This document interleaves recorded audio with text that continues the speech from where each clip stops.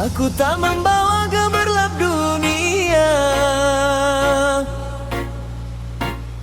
Langkahku sering tak dianggap cahaya. Yang ku pakai hanya rasa cukup dan hati yang belajar tunduk. Di hiruk hidup aku tak menang.